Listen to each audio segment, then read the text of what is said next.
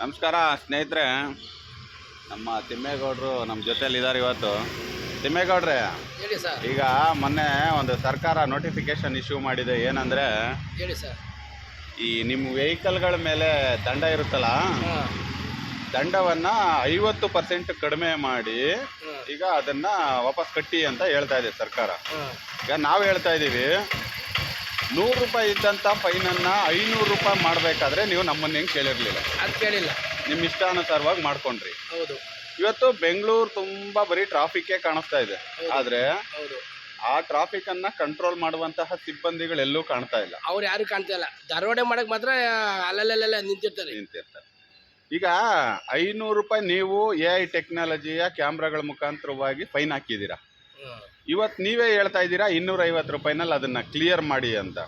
ನಾವು ಹೇಳ್ತಾ ಇದ್ದೀವಿ, ರಸ್ತೆ ನಮ್ಮದು, ತೆರಿಗೆ ನಮ್ಮದು, ದೇಶ ನಮ್ಮದು. ನಾವು ಕಟ್ಟೋ ದುಡ್ಡಿನಲ್ಲಿ ಒಂದು ರಸ್ತೆಯ ಗುಂಡಿಯನ್ನು ಮುಚ್ಚಕ್ಕೆ ಯೋಗ್ಯತೆ ಇಲ್ಲದೆ ಇರೋ ಸರ್ಕಾರಗಳಿಗೆ ನಾವು ಯಾಕೆ ಟ್ಯಾಕ್ಸ್ ಕಟ್ಟಬೇಕು ಅಂತ ಕೇಳ್ತಾ ಇದ್ದೀವಿ. ಇದಕ್ಕೆ ನಿಮ್ಮ ಅನಿಸಿಕೆ ಏನನ್ಸುತ್ತೆ? ಕಟ್ಟೋದಂತ ಅವಶ್ಯಕತೆನೇ ಇಲ್ಲ. ಯಾಕಂದರೆ ನಮ್ಮದೇ ಎಲ್ಲ ನಮ್ಮ ದುಡ್ಡು ಕಿತ್ಕೊಂಡು ಅವರೇ ನಮ್ಮ ತಲೆ ಕಿತ್ಕೊಂಡು ನಮ್ಮದೇ ದರೋಡೆ ಮಾಡ್ಕೊಂಡು ತಿಂತಾವ್ರಿ. ನಾವು ಕಟ್ಟೋಂಥ ಅವಶ್ಯಕತೆನೇ ಇಲ್ಲ. ಕಾನೂನು ಪ್ರಕಾರ ಲೆಕ್ಕಾಚಾರ ಹೋದ್ರಿ ಆಯ್ತಾ. ಇಲ್ಲಿ ಏನಾಗದೆ ಎಲ್ಲ ಬರೀ ತಿಂದು ಮುಂಡಾಯಿಸೋ ಜನಗಳೇ ಜಾಸ್ತಿ ಆಗ್ಬಿಟ್ಟದೆ. ಸರ್ಕಾರನೇ ಸರಿ ಇಲ್ಲ, ಸರ್ಕಾರ ಕಿತ್ತೋದು ಸರ್ಕಾರ ಆಗ್ಬಿಟ್ಟದೆ ಈಗ. ಅದಕ್ಕೆ ಈಗ ಸರ್ಕಾರ ಯಾಕೆ ಇಂಥ ಹೊಸ ಹೊಸ ಆಫರ್ಗಳನ್ನ ತಗೊಂಡು ಬರ್ತಾ ಇದೆ ಅಂದರೆ, ಸರ್ಕಾರದಲ್ಲಿ ದುಡ್ಡಿಲ್ಲ ಅಂತ ಅನಿಸುತ್ತೆ. ದುಡ್ಡೇನೈತೆ, ಎಲ್ಲ ಕೊಳ್ಳೆ ಹೊಡಿತಾವ್ರೆ. ಅವ್ರೆ ರಾಜಕೀಯದವರೇ ಕೊಳ್ಳೆ ಹೊಡ್ತಾ ಕೋಟಿ ಗಟ್ಟಲೆ ಮಡಿಕೊಂಡಿದ್ದಾರೆ.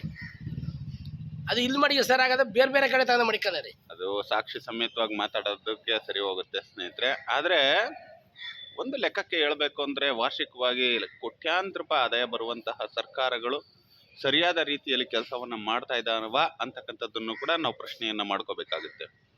ರಾಜಕೀಯವಾಗಿ ಅವ್ರುಗಳ ಬೇಳೆನ ಹೇಗೆ ಬೇಯಿಸ್ಕೊಂಡ್ರೂ ಕೂಡ ರಾಜ್ಯದ ಜನತೆಯ ವಿಚಾರಕ್ಕೆ ಬಂದಾಗ ರಾಜಕಾರಣಿಗಳು ಎಲ್ಲವನ್ನ ಬಿಟ್ಟು ರಾಜ್ಯದ ಜನರ ಆಶಾಭಾವನೆಗಳಿಗೆ ತಕ್ಕನ ಹಾಗೆ ಸರ್ಕಾರಗಳನ್ನ ನಡೆಸಬೇಕಾಗುತ್ತೆ. ನಾವು ಹೇಳ್ತಕ್ಕಂಥದ್ದು, AI ಟೆಕ್ನಾಲಜಿ ಇದೆ ಅಂತ ತಾವುಗಳು ಏನು ಬಳಕೆ ಮಾಡ್ಕೊಂಡು ಇವತ್ತು ವಾಹನ ಚಾಲಕರುಗಳ ಹತ್ರ ಲೂಟಿ ಮಾಡುವಂತಹ ಸರ್ಕಾರಗಳು ಇದೇ AI ಟೆಕ್ನಾಲಜಿಗಳ ಮುಖಾಂತರವಾಗಿ ರಸ್ತೆಗಳು ಎಲ್ಲಿ ಗುಂಡಿ ಬಿದ್ದಿದೆ ಅದನ್ನು ಮುಚ್ಚುವಂತಹ ಕೆಲಸಗಳನ್ನ ಮಾಡೋದಿಲ್ಲ. ಒಬ್ಬ ಬಡತನದಲ್ಲಿರ್ತಕ್ಕಂತಹ ವ್ಯಕ್ತಿಗೆ ಏನು ಸಮಸ್ಯೆ ಆಗಿದೆ ಅದನ್ನು ಹೇಗೆ ಪರಿಹಾರ ಮಾಡಬೇಕು ಅನ್ನೋದಕ್ಕೆ ತಾವುಗಳು AI ಟೆಕ್ನಾಲಜಿಗಳನ್ನ ಬಳಕೆ ಮಾಡ್ಕೊಳ್ಳೋದಿಲ್ಲ. ಆದರೆ ಸರ್ಕಾರ ಕೇವಲ ವಸೂಲಿ ಮಾಡೋದಕ್ಕೆ ಮಾತ್ರ ಇದೆಯಾ, ಇಲ್ಲ ಜನರ ಆಶಾಭಾವನೆಗಳಿಗೆ ತಕ್ಕನಾಗಿ ಕೆಲಸ ಮಾಡೋದಕ್ಕೆ ಇದೆಯಾ ಅಂತಕ್ಕಂಥದ್ದನ್ನು ಕೂಡ ದೊಡ್ಡ ಪ್ರಶ್ನೆಯಾಗಿ ಕಾಡುತ್ತೆ. ಏನೇ ಇರಲಿ, ತಾವು ಪ್ರಶ್ನೆ ಮಾಡೋದನ್ನು ಮರೆತರೆ ಮುಂದಿನ ದಿನಗಳಲ್ಲಿ ನಿಮ್ಮನ್ನು ಕೂಡ ಮಾರಾಟ ಮಾಡುವಂತಹ ಸಾಧ್ಯತೆಗಳು ಜಾಸ್ತಿ ಇದೆ.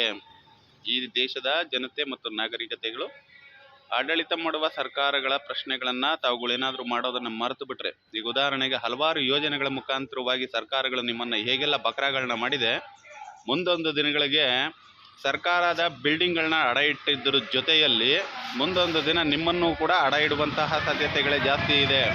ಹಾಗಾಗಿ ಇಂತಹ ಯೋಜನೆಗಳನ್ನ ತಂದಂಥ ಸಂದರ್ಭಗಳಲ್ಲಿ ನೀವೇನಾದರೂ ಅಡ ಇಟ್ಟರೆ ಏನು ಮಾಡ್ತೀರಾ? ಏನು ಮಾಡಿದ್ರು ಸಮಯ? ಬ್ರಿಟಿಷರಿಗೆ ಹೋದ್ಸಲ ಅಡ ಇಟ್ಟಿದ್ರಲ್ಲ, ಹಂಗೇನಾರವ ಅಡ ಇಟ್ಟರೆ ನೀವೇನು ಮಾಡ್ತೀರಾ? ಏನು ಮಾಡೋಕ್ಕಾಯ್ತದೆ? ಏನು ಮಾಡೋಕ್ಕಲ್ಲ.